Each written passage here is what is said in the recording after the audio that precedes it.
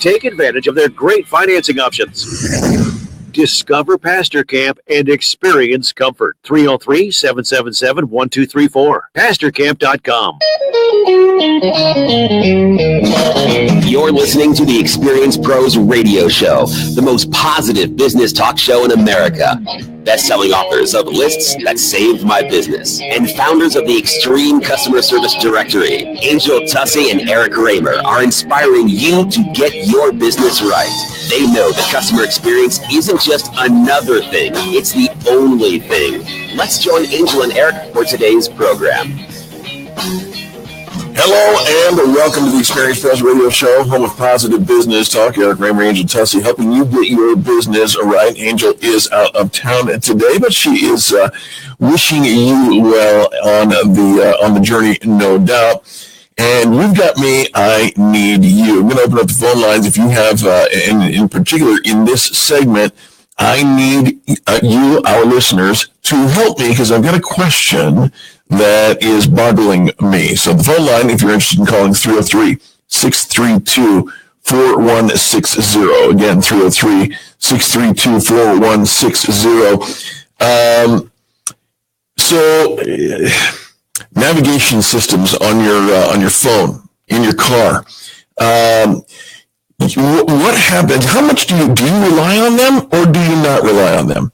I've recently decided to try to rely on them. I'm spending a little more time in downtown Denver, and so figured I would get my navigation on. There was a time a couple of years ago that I tried a program called Waze, W-A-Z-E. Man, there's a lot of people who really like this program.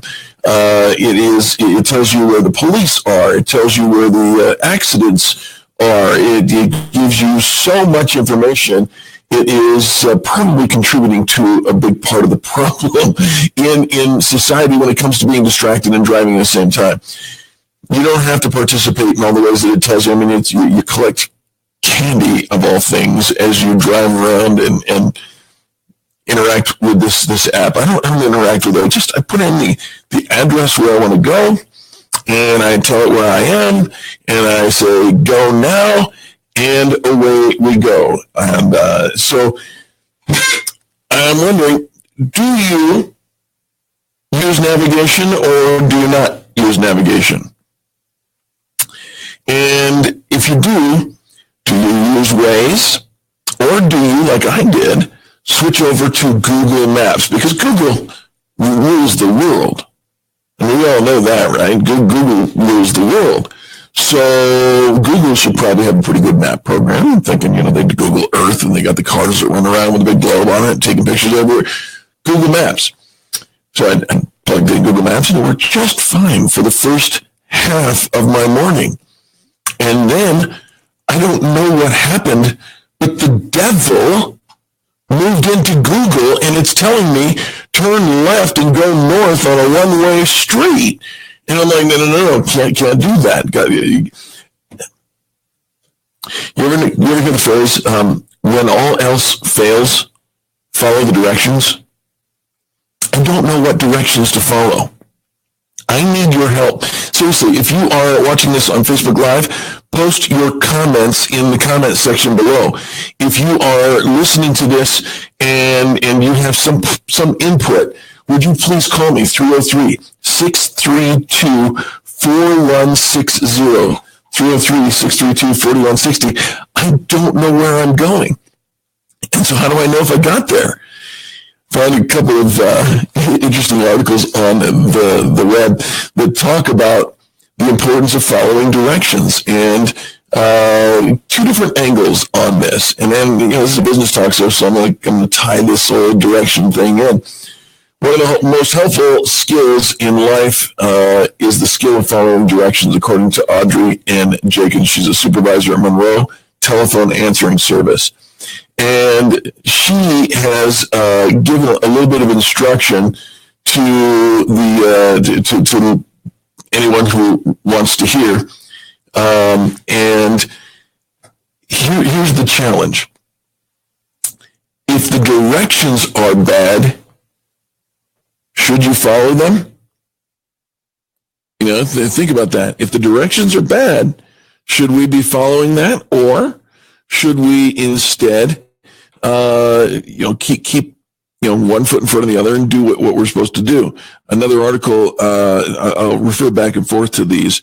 Another article that I came across by John Reh, R-E-H, says this: providing for directions. The headline is, learn how to give good directions to your employees. Providing directions for new assignments and tasks is a normal part of the role of a supervisor or manager. How you provide directions via your tone of voice, the word choice, your body language, that goes a long way to gaining support and promoting a healthy workplace. So, yes, I agree with Audrey Jenkins that one of the most helpful skills in life is a skill of following directions, but do we blindly follow directions? Had I blindly followed directions in the MAP program that I was using, I would have had an accident because I would have turned down Broadway on a main intersection in a major city going the wrong direction. At what point does common sense kick in and we say, I hear what you're telling me, but it doesn't seem to be the most efficient or effective or legal direction. Back to John Reh, he says there are 7 positive communication practices for offering task directions. Number 1, always provide context for the task to be completed. That is to say, people do their best work when they understand the importance of the task to the larger operation. So if you're going to give somebody a task, make sure that you give them an appropriate why. Okay? Number 2, be specific, outlining when the task needs to be completed and sharing any quality standards that are necessary. Completely agree with that. Number 3, ask respectfully versus issuing a stern command. Choose a respectful tone of voice, polite words, and deliver the message, with the appropriate volume.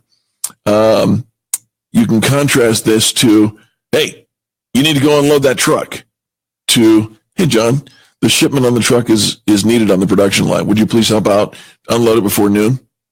Little doubt that the latter approach is going to be perceived as positive and the former one would be perceived as negative.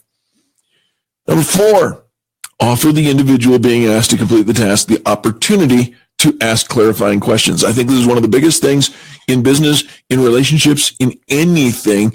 Allow somebody to ask clarifying questions. Otherwise, you're just barking orders. And you don't want to do that. I certainly do not want to be guilty of that.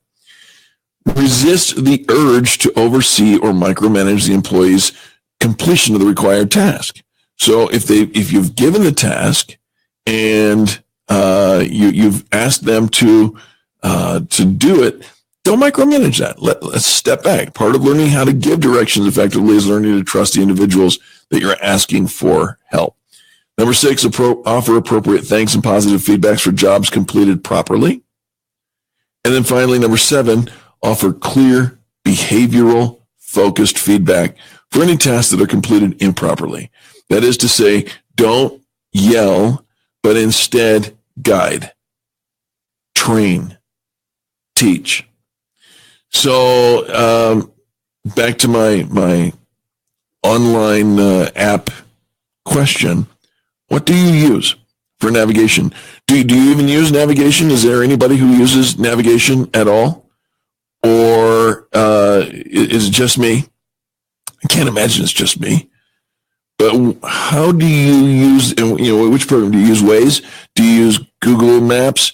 Do you use the software that comes with, Apple Maps that comes with your phone if you have an iPhone? Does Android, I imagine, uses Google Maps inherently? 303-632-4160, or if you're watching by way of Facebook Live, post a comment. Let me know what you use so that, I don't find myself in a life or death situation anymore as I start to drive and it's telling me turn left on a one-way street going the wrong direction. And has anybody noticed that Google Maps is just kind of sideways recently? I mean, like within the last weekend. I'd love to hear your thoughts on that as well, because I'm not sure I'm really digging the whole Google Maps or the whole navigation thing at all. Keep in mind, You got to be careful when it comes to distracted driving. Don't be interacting with your cell phone while you're driving. And the one thing about Waze is they want you to, says there's an accident or a car pulled over on the right side, and they want you to confirm that, which is, I think, a bad idea, because as you confirm that, you're interacting, taking your eyes off the road. Just my 2 cents worth. But there it is. Follow directions. Absolutely. Very important. But follow the right directions. That's even more critical. When we get back, our friend Eli Delaney, Professor Eli to you, is here, and he is going to give us some great tips. So stick around. The Experience Pros Radio Show is the home of positive business talk. For more information or the archives of our program, check out experiencepros.com/radio. We'll be back right after these messages. You're listening to the Experience Pros Radio Show, America's home for positive business talk. KDMT, Denver's Money Talk, 1690 AM. Does your kitchen or bathroom need some updating? Have you been putting off